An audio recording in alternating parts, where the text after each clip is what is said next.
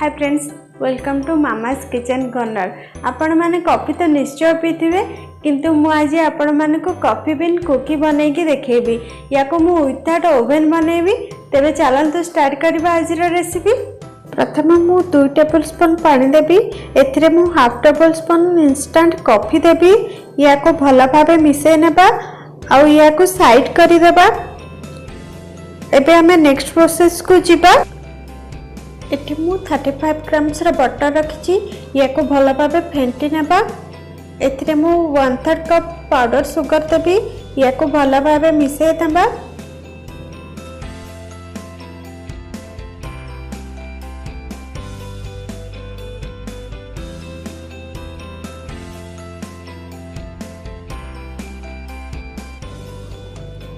यही भली क्रीमी हेबा पर्यंत आमे गोळे नेबा। एथिरे मु हाफ कप मैदा देबी।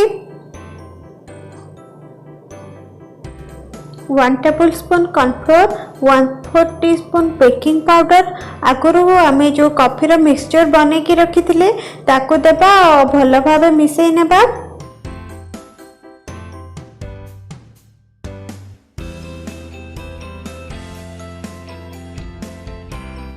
एबे मु एथिरे 3 टेबलस्पून कोको पाउडर, 1/4 टीस्पून लूण ऐड करबी और भलो भाबे चकटी देबी।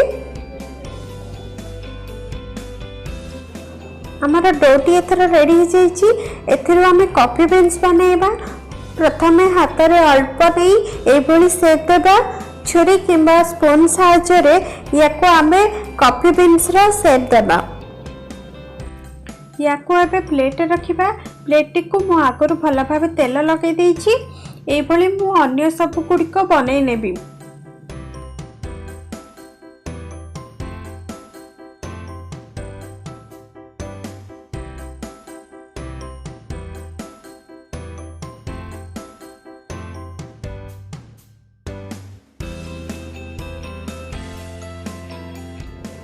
मु केते गोटे कॉफी बीन्स बनै सालेनी।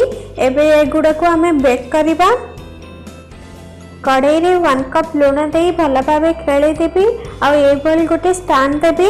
आ या को घोड़ाई की 10 मिनिट प्रीहीट हेबा को देबी। कढ़ाई प्रीहीट होई गलानी। एथिरे हमें कॉफी बीन्स गुडी को बेक हेबा पई रखिबा। गैस रो फ्लेम लो टू मीडियम रखिबा। या को बेक हेबा पई 10 रु 12 मिनिट लागे। 10 मिनिट हो जाइछि। एथरा मो कुकी गुडी को बाहर करि नेबी। देखंतु हम कुकी पूरा पूरी रेडी हो जाइछि। आपण माने जदि मो भली कॉफी पसंद करंती तेबे या को डेफिनेटली ट्राई करंतु। हमको कमेंट करी कहंतु केमती लागिला।